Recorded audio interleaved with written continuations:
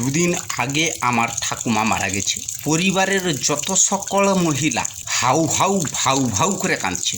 আমি কাঁদতে পারিনি, না, আমি একেবারেই কাঁদতে পারিনি।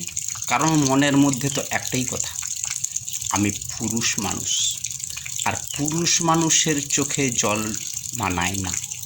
মহিলাদের কাঁদার জন্য সকল জায়গা ফ্রি, যে কোনো জায়গায় যে কোনো পরিস্থিতিতে অনায়াসে মনের ইচ্ছা মতো কান্নাকাটি করতে পারে।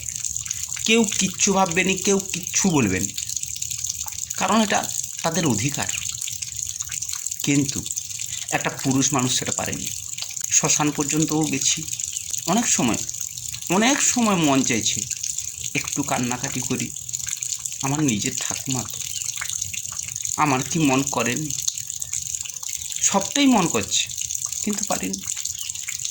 এরকমটাও তো হয়েছে, কান্না আইসেটে।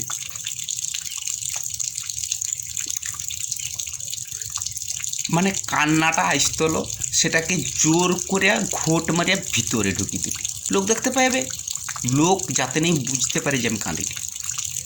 এটাই পুরুষ মানুষ। পুরুষ মানুষের চোখের জল মানায় না, কিন্তু একজন মহিলার জন্য কান্নাকাটি ফ্রি।